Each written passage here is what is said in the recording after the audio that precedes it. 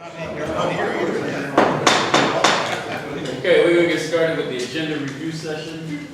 We got ordinances on first reading. Number one, an ordinance to amend and supplement the revised general ordinance of the City of New Brunswick, Title 5, Title 5, Business and Licenses, Regulations, Chapter 5, Records. And we have ordinance on,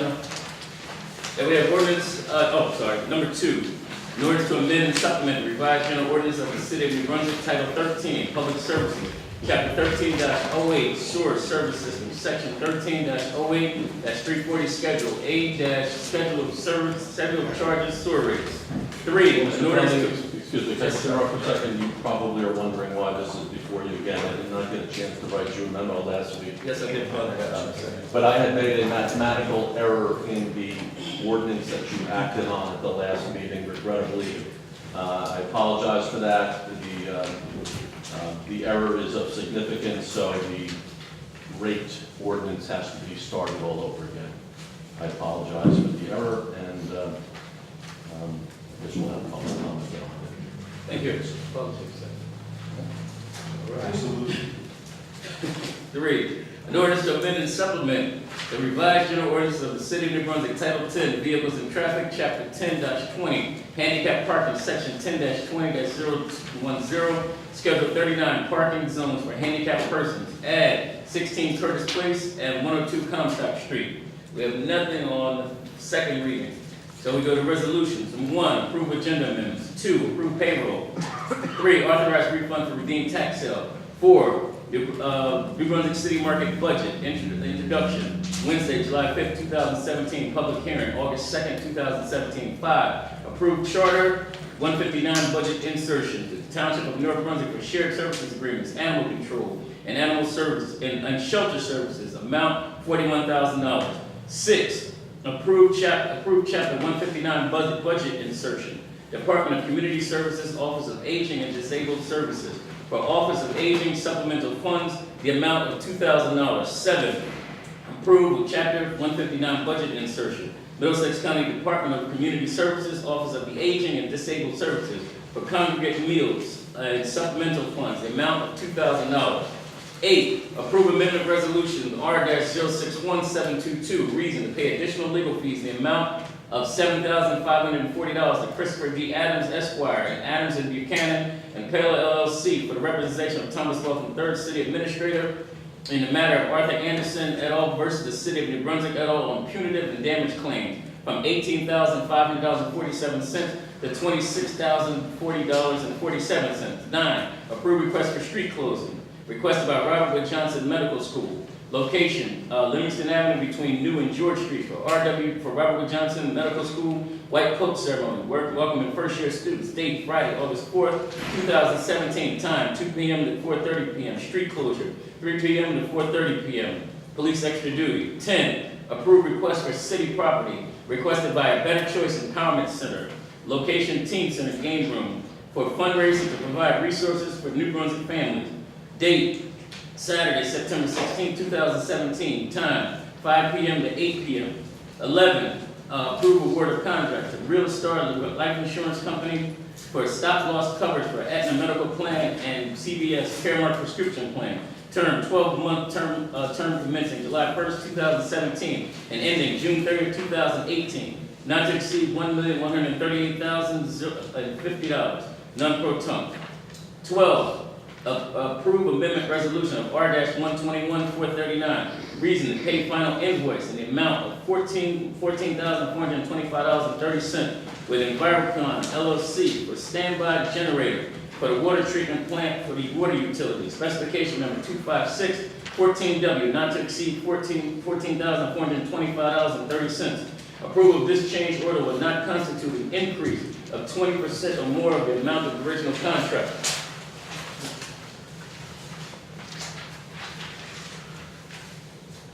All right, 13, approve amendment resolution for R-061714. Reason to pay additional legal fees in the amount of Releo and Donahue for representation of Mayor James Cahill in the matter of Stephen Middleton versus the City of New Brunswick et al. and Arthur Anderson et al. versus the City of New Brunswick on punitive damage claims from $176,625 to $209,675.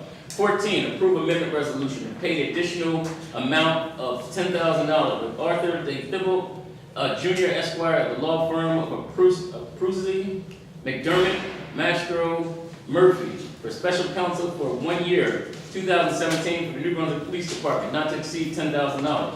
15, approve amendment resolution, reason to pay additional legal fees in the amount of Benedict and Altman for Police Director Anthony Caputo in the amount of Victor Rodriguez et al. Versus the City of New Brunswick from $30,710.50 to $31,909. 16, establishing dates for Rutgers football parking 2017. 17, approve request for parking vehicles in Bugalo Park requested by Francis E. Parker Memorial Home, location Bugalo Park, for employee parking in Bugalo Park, while the rear parking lot at Parker is demolished, milled and paved at Landing Lane. Dates Wednesday, July 5th, 2017 through Wednesday, July 19th, 2017.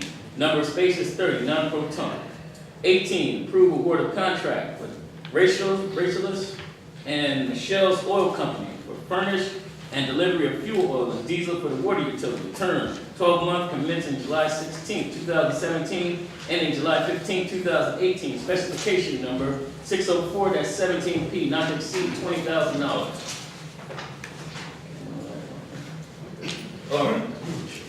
All right, 19, award of contract for work uniforms for the police department and municipal court with Atlantic Tactical Incorporation, not to exceed $30,000. Some uniforms incorporated. Not to exceed $10,250. Term, 12-month period, commencing July 21st, 2017, and ending July 20th, 2018. Specification number 603-17P.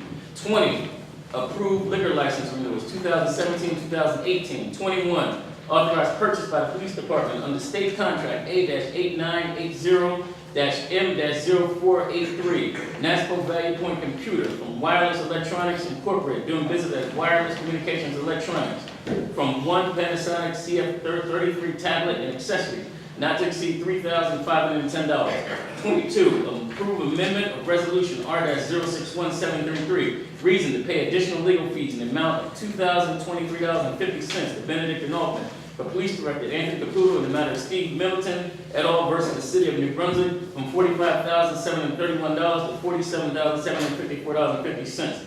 23, approve award of contract HD Supply Waterworks for furnish and delivery of cold water meters, meter transceiver units, MXU, and accessories. Specification number 610-17W, not to exceed $491,787.50. 24, approve award of contract with DFLM LLC, doing business as Ditchman, Flemington, Ford, Mercury, for furnish and delivery of Motorola lubricants. 24-month period, commencing July 6, 2017, and ending July 5, 2019. Rebid specification number 59317PR. 25, approve authorization to advertise for portable activated carbon system. Specification number 61517W.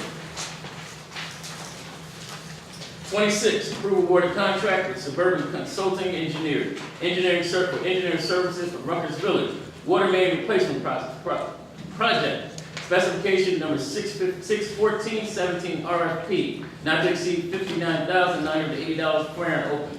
27, approve amendment of resolution, reason to pay additional legal fees in the amount of $1,428 of Benedict and Altman for Police Director Anthony Caputo in the amount of Arthur Anderson et al. Versus the City of New Brunswick from $36,227 to $37,655. 28, approve request for use of city property requested by New Brunswick City Market and New Brunswick Public Sculpture, location Monument Square Park, for dedication ceremony of sculpture of Colonel Don Nielsen, depicting one of the first readings of the Declaration of Independence.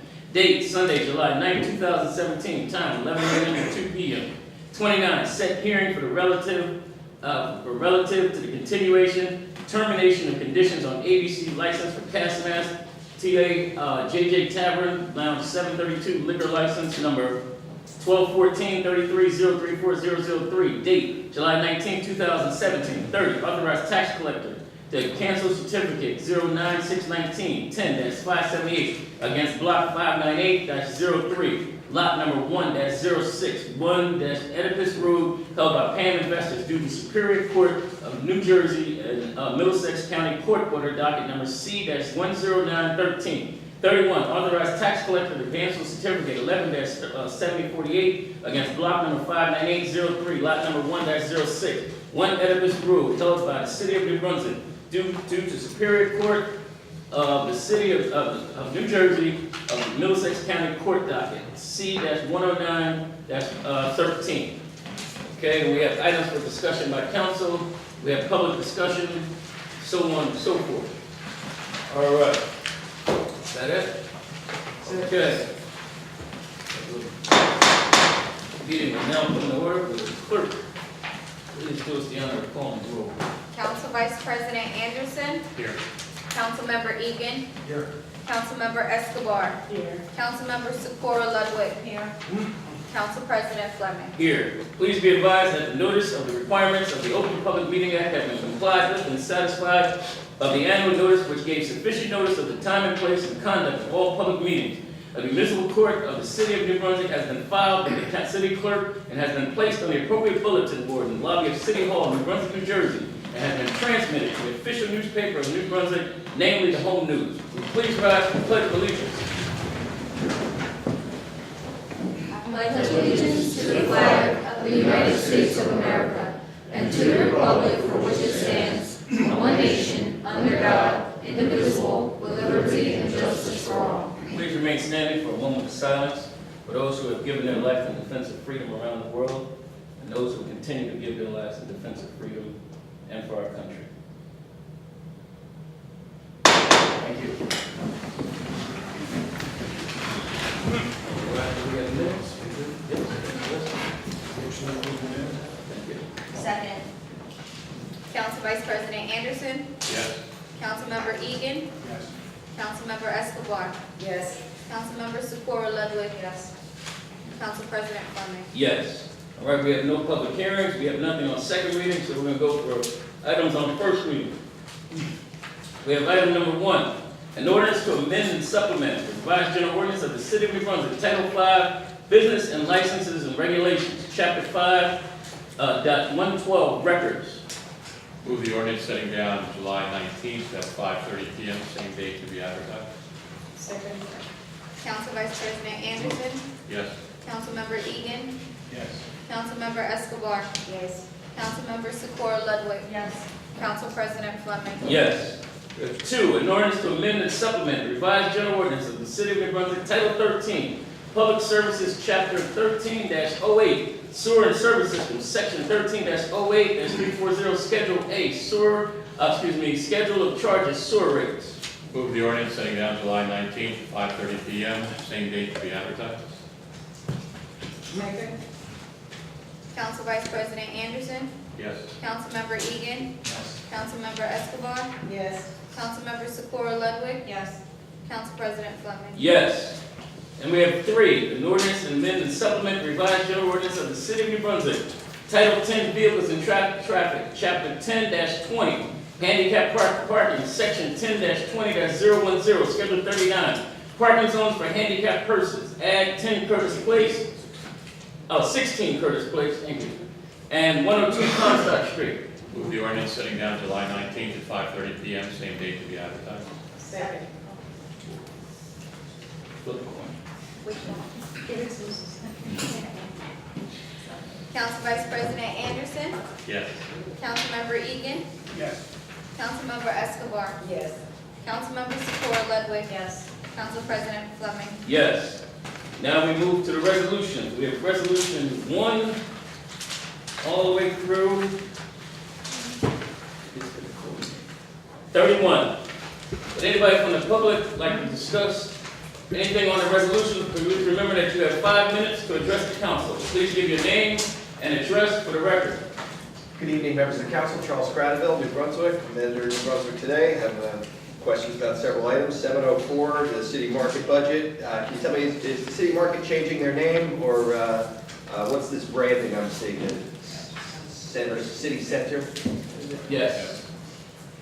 We're not going to be promoting downtown New Brunswick. We feel as though with all the redevelopment that's going on, we're more of a city center. So we're trying to move forward progressively promotion of New Brunswick City Center. But the organization's name will remain City City Market. Market. Thank you. 705, can you give me the details of this agreement with North Brunswick? Just that we're going to continue to provide animal control services to them at a value of $41,000 per year. There are some extra charges if we have to go out on overtime calls and things like that, but I think this might be the third year of the arrangement. Thank you. On 708, can you please ask Mr. Laughlin if he has any comment on the case at this time? Before Mr. Lockwood comments, it's pending litigation, and we don't comment about pending litigation with respect to the merits of the matter, unless Mr. Lockwood wants to say something benign about it. Well, I'll answer because I feel it's important to answer. You guys up there probably look at these resolutions and you have some doubts of your own. I will simply say the charges against me, which are of personal nature, are quite a fairy tale by 3 employees. They claimed that I had punished them for their political beliefs.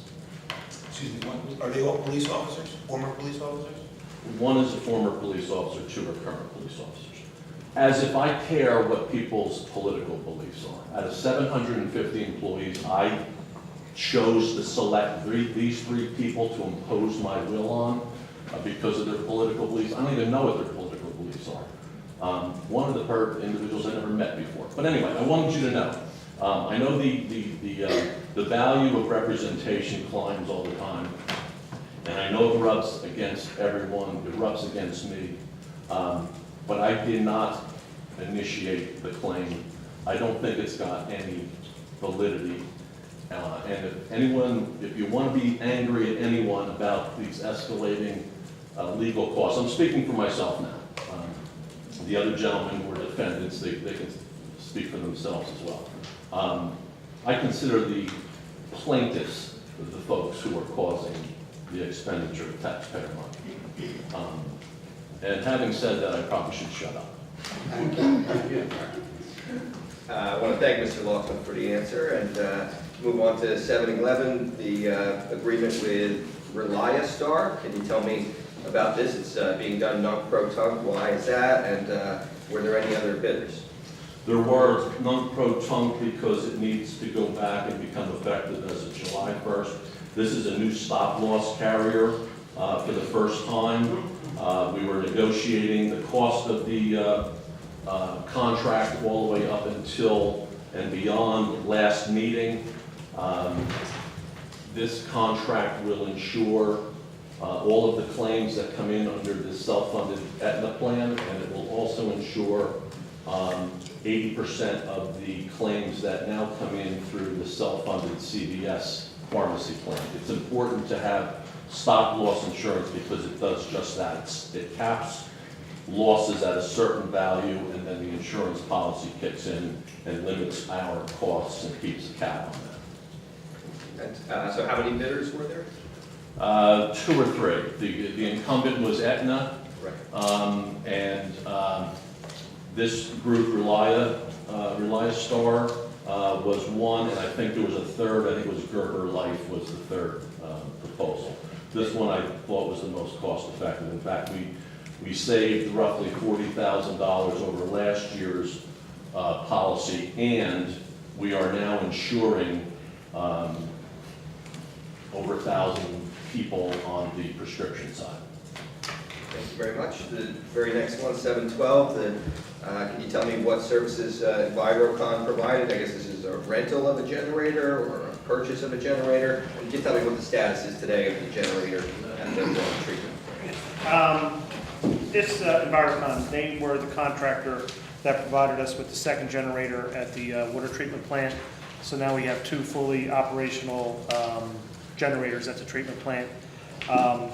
All became part of like some Sandy relief funding that was involved with that. The $14,000 here was for some unforeseen modifications that had to be made to, for instance, the garage door, the control panels to operate it. And this completes the project, and we're fully operational now. Thank you very much for the answer. I want to ask about the very next one. This is now over $200,000 for the mayor's legal bills in, I believe, the very same case we just spoke about. I think Mr. Laughlin did the right thing by speaking for himself and addressing the allegations against him. I know that the mayor is not here today, and he can't do that as such. At what point will you require the mayor's presence at these meetings? If the bills reach $2 million, will you require the mayor to explain his side of the story? At a council meeting? Yeah. No, you'll just pay his legal bills. As they are legally required to do. So even if it's millions of dollars, you'll just pay it.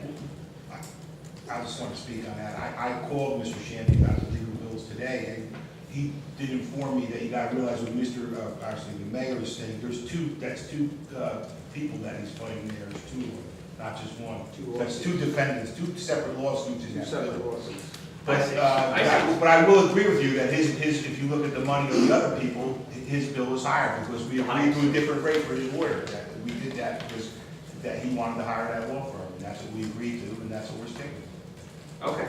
It's my understanding the trial has not begun yet. Is that correct? To my knowledge, it has not. So conceivably, the trial would mean a lot more legal bills.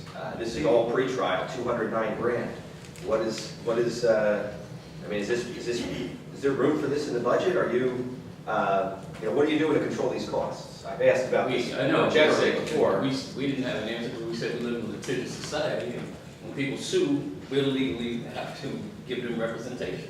That's the system that we live in. And we're also relying on our city attorney to go over the bills and make sure that they're processed right and they're up to board, and we're relying on his judgment to pay. And would it be a lot, we lost the case. Well, not we, but. You have to defend the matter, obviously.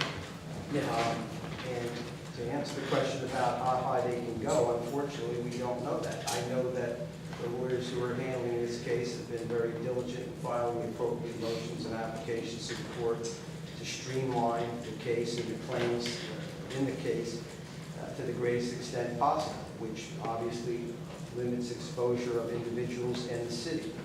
So unless and until the case is dismissed entirely, and it may not be, and we may go to trial, we won't know what the final bills are. But certainly, I do monitor them, and I'm aware of, not on an everyday basis, but generally, progress on these particular matters. Fair to say both are still in discovery? Well, not the Middleton case, there's a trial date. I think discovery is done on Middleton. Okay, and what is the trial date? I don't know the exact date. I know it was coming up this summer.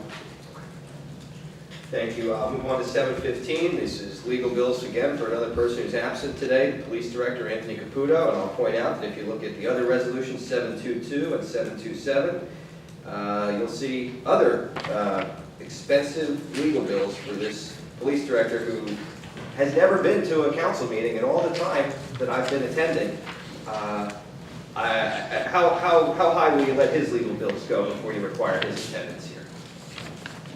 Again, you're legally required to pay legal bills for city employees, to police director in this case.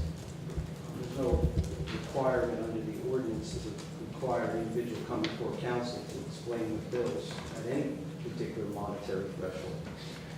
Tell me, is there any requirement for directors of departments, the mayor's cabinet, to attend the council meetings? Is there any? Not that I'm aware of any ordinance, no. Is that a good idea, maybe? Well, they have representation. I mean, most of the time we have representation for most of the departments. Okay, I just think that the top guy should be here, especially if you're paying, here this is now, we're 31.9 thousand on this one, 47.8 on the other, 37.7 on the other, grand total 117K. For a guy who can't even show up for the meeting. He's well paid, his office is right here. We've made this point before, where it's not like we can call him before, subpoena him before the council. I mean, they send representation before the council. Could you- make this point? Could you Everybody ask Mr. Shammy if you have sufficient power to compel the police director's attendance? No? No, he works at the pleasure of the mayor with respect to the way the executive office works in this particular form of government. I suppose you could request him, but as the council president said, Captain Miller, I think, has been very good with respect to representing the police department. He's very knowledgeable on all the issues that come before council. So I don't, certainly if the council felt they weren't getting answers from the police department side, I suspect they would do something about it. It's always rubbed me the wrong way that many department heads attend these meetings, two of them right up here, and there's one who doesn't. He just never shows up. And I know past directors have come to the meetings, and this one doesn't see the need. So just rubs me the wrong way. I don't know why. Some are required, some aren't. Some are think it's important, some don't. It doesn't make sense that the police director, the fire director's here. Why not the police director? Never in a decade. It just doesn't make sense to me. I'll move on. 719, Atlantic Tacticals providing work uniforms for the police department. Body cameras are not part of the uniforms, correct? Body cameras are not part of Captain Miller. That's correct. Okay. Any plans to change that?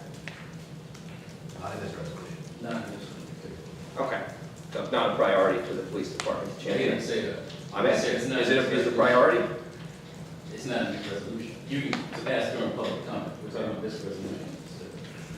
Okay, I'll move on to 723, water meters, spending $491,000 on the water meters. What is done with the water meters when they are done with their life, their service? Leftburg. Yes, what we're doing with the old meters are, we're taking them to a meter calibration company now that will do one final calibration, and then they'll be scrapped, based on the pricing. We're pricing that out right now. The idea behind doing the final reading is if anybody has a contested bill after a meter's taken out, that way we can show what the accuracy of the meter was at the time it was taken out. Okay. Thank you. And can you just tell me, you mentioned this is a new policy. This is, what was the previous policy? We were returning it to the manufacturer. Okay. And getting a refund? Trade? Getting a credit on what we were doing, but what we want to do now, we weren't getting them actually recorded for accuracy, so we're implementing that policy now. Thank you. And did you guys ever find out anything from the water meter that the police seized from me? I would ask that the water utility director not answer that question, even if he knows the answer, since there's a pending investigation regarding that particular meter. So the investigation is still ongoing? Is that My correct? knowledge it is. Could you ask the captain, please? Is it the captain? Yes. Okay, so it's sitting in an evidence locker somewhere? Did you want to hold it for us for a while? I just want to know what you found. I mean, it was an interesting investigation. I want to know that. You'll know when they finish. Will I? I have to ask sometimes. 725, portable activated carbon system. Can you tell me what that is? Portable activated carbon system. Actually, Yes. So, as you're aware, a few meetings ago, we were leasing a portable carbon-activated system for the hydrilla issue that we're having with the DNR panel. After doing some financial review and some engineering on what it would be to build a system with the understanding that we're facing a major upgrade coming up with the sedimentation basin project, it just makes financial sense to actually purchase the unit that we're leasing now, keep it in play for approximately the next 3 to 5 years, depending on construction, and then as part of that construction phase, since it's so large, redevelop and build a new carbon system, for years in the future. Thanks for the answer. I just want to also ask about the final two items on the agenda, the add-ons. Can you explain what this is about, these certificates and the court case? I can answer those very quickly. Try to get this at a time. These were tax liens for certificates with respect to unpaid water and sewer bills. And there was a lawsuit that the city was involved with regarding the payment of these. And now this case is resolved, so these particular certificates can be canceled. 68,000 is It's something, I don't know the top of my head, but something like that. Okay, thank you. Anybody else from the public like to speak on any of the resolutions? Resolutions only. Seeing none? Move the resolution. Second. Council Vice President Anderson. Yes. Councilmember Egan. Yes. Councilmember Escobar. Yes. Councilmember Socorro Ludwig. Yes. Council President Fleming. Yes. All right, now we're gonna move to the public portion of the meeting, but first item for discussion. I just want to say that on this Sunday at 11 a.m., there'll be a depiction of the first reading of the Declaration of Independence in New Brunswick. It'll be down here. It's a dedication to John Nielsen, right? That's the first name? Yeah. Nielsen, yeah. The dedication at 11 a.m. People can attend. We would ask that you attend. Personally, I've been getting a few correspondences asking about the history and person's background, but it's about, right now it's a celebration about the historical benefits of our city.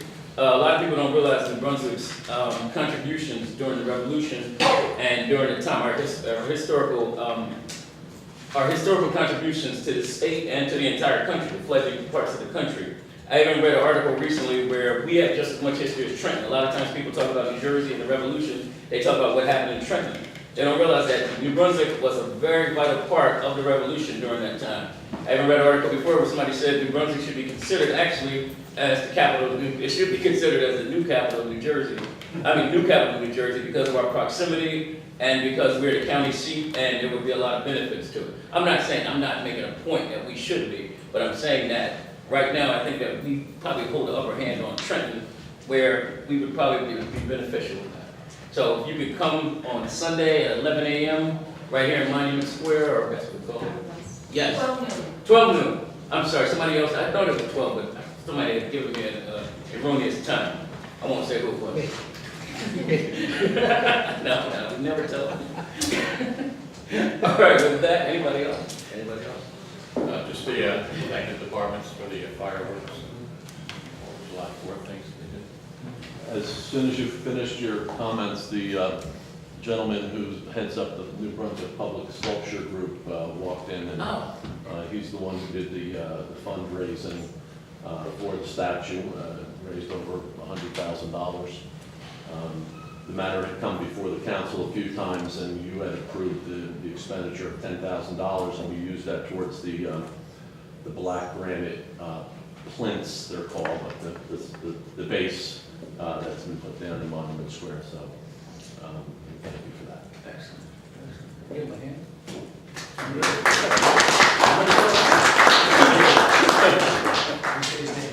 Oh, we didn't say his name. Oh, I'm sorry, Greg Ritter, Greg Ritter. Did you say the owner of George Street Camera. All right, thanks again. Welcome, Virgil. Thank you. Did you want to say anything? I just hope that everybody attends next Sunday, 12 noon, for the unveiling, and a little bit of our history of New Brunswick and our nation.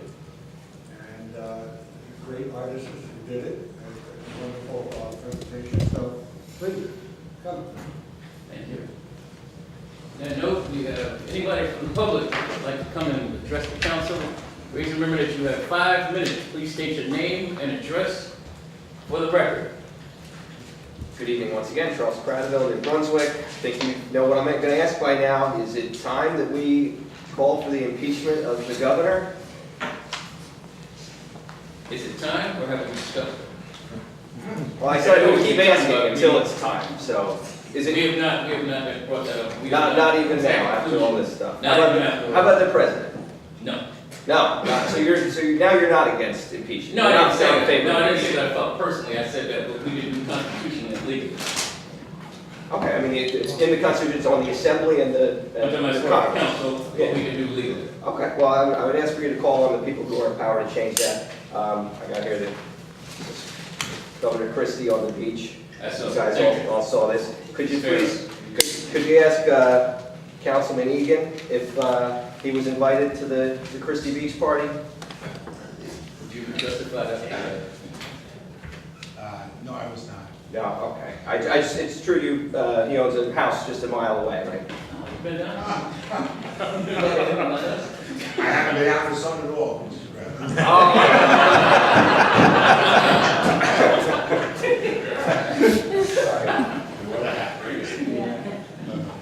All right. Well, I know Councilman Egan and Mayor Cagle both own homes just a mile away from Island Beach State Park, so I hope it wasn't too hard for you this weekend. Can you tell me, I know Councilwoman Escobar has been looking into the Housing Authority and some of the situations with the Public Records Act being violated. Can you tell me, are they going to straighten up and fly right, or are they hopeless? I don't have any further information on that, Mr. President. Okay. So regarding Andrea Ito White's trip to Birmingham, Alabama, there's been no information provided from the executive director to support the claim that she was there on business. As far as I know, Mr. President, and you know better than that because you correspond with them almost every other week, almost weekly. With the Andrea, it's my understanding that they gave you some paperwork, but you were requesting a little bit more, receipt or something. Yeah, I got proof. We had a conversation, I told you about it with Derek about it like probably a month and a half ago. So that's after that I haven't talked to him about any of that. And I Okay. know that you have been corresponding asking for the same thing. I have, and what I've gotten so far is proof that she got a check for $600 and that she got a hotel that was paid for $745. No proof that she attended any class, any seminar, any event, or anything having to do with the Housing Authority business. So it was my understanding we had talked and you had said John Clark was going to provide that proof. I haven't gotten it, have you? I have not received it. Okay, so I I think it's... haven't followed up either, so to be perfectly honest. Okay, I think it might be time to follow up, and I think it might be time for the city to take a look at the ethics board. I know that they are quickly showing some problems. So the last meeting that I asked you guys to attend, I was the only one there, Jack Bertha from Tap Into, and not even the chair or the vice chair of the board showed up. Both were absent. And it really struck me as odd that, we didn't know where the vice chair was, but later that night at the zoning board, we saw the vice chair of the ethics board who had been absent from the meeting at 5:30 p.m. and he was there being represented by a man named Vignola. Same last name as the guy that the ethics board is supposedly investigating. So is that how it's supposed to work? Can you tell me what's going on with the ethics board? I know you guys weren't there, but I need you to watch the video of the meeting. It was absolutely off the rails. I mean, I'm talking about Mr. Hamilton taking phone calls in the meeting, and the defendant didn't show up, the respondent, didn't show up, the chair didn't show up, the vice chair didn't show up, and they really don't seem to have their act together. So what is going to be done about this? Well, I could shed a little light on the meeting and what occurred. As the council probably is well aware, we're into the summer months, so people's availability with vacations and schedule of that nature is very difficult. It's my understanding that Mr. Crowder was right. The vice and the chair and the chair of the commission did not attend. The issue with Ms. Ito's absence apparently was a miscommunication between Mr. Joseph's office and her and my office as to the notification. And quite frankly, I don't think it'd be fair to blame her, but we've rectified the paths of communication, if you will, and make sure that doesn't happen again. Hopefully not. So they've rescheduled the meeting. I think they're working on a new date for that. As far as Mr. Hamilton taking cell phone calls during the meeting, I did hear about that. He's not hearing as loudly as he used to, Mr. Crowder. So I think maybe that's why his phone was on speaker. But having said that, I'm sure that won't happen again either. Did you represent? I didn't fire him. Thank you. But is it okay for one of the ethics board members to be represented by Mr. Vignolo's son in a zoning matter? I'm not aware of what Mr. Crowder was talking about, but I do know that Mr. Vignolo and his son do not work in the same law firm. While they have the same last name, it wouldn't be a conflict for him to represent someone in a different capacity. Granted, there's a lot of shammies out there too who have a law degree to represent different people. Fair enough, it just really is a red flag when the guy's not at the ethics meeting, but he's at the zoning board meeting with a Vignolo attorney representing him. It's really not a good sign. Is it true that the case against the 2 sanitation workers that were charged last summer is being heard in New Brunswick Municipal Court? How is that possible? The case will not be heard in New Brunswick Municipal Court. It will be sent to another municipal court for adjudication. But it is true that the case was sent down to the municipal court level. Okay, when was the decision made to transfer? I don't know exactly. I found out about it after the fact. The prosecutor's office just sent it back down. But yes, the matter will be sent to a different municipal court. And usually the presiding judge, municipal court presiding judge in the county makes that decision. And I quite frankly don't even know where it's going at this point. Okay. Thank you. I want to ask about the murder this year. I believe late February, a man, Mr. Galindo's life was taken in Hamilton Street. And looked into the people who have since pled guilty, and one of them claimed to have some affiliation with MS-13 on their Facebook page. Can you please ask the police captain if this MS-13 gang was involved in the murder of Mr. Galindo? Yeah, I can't speak about any investigation. Can you tell me, does MS-13 have a presence in New Brunswick? MS-13 have a presence. I'm sure if there's someone come through here from the timer again, as far as exact numbers, I wouldn't be able to give Mr. Credible that at this time. Okay, does the police do anything to quantify the presence of gangs in New Brunswick? What do you mean by quantify? I mean, does there exist a list of the biggest gangs in New Brunswick, or the gangs with the most significant presence in the city? I think you said a couple meetings ago that the biggest gang in New Brunswick is the police department, so we know how many there are. Okay, so Captain Miller concurs the biggest gang in New Brunswick is the New Brunswick Police Department. I quoted you, Mr. Credible. Right, he did, and that was after I was frustrated not getting answers about who are the biggest gangs in New Brunswick. So now I'm trying to ask a polite way, can you tell me who the biggest gangs are in New Brunswick, or is that a secret? Or does the police not even know? It's information we're not prepared to release at this time. Police will not tell us the biggest gangs in New Brunswick. Can you tell me, New Brunswick police were collaborating with ICE on a criminal operation. Does the council have any comment on that? The Redmond Street cocaine bust? Do we have a comment on that? Yes. I just look at a cool case, but I I did don't see think that. that had anything to do with undocumented workers. I was like, Drug dealers. criminals. Yeah, 6 pounds of cocaine they got. That was a good bust.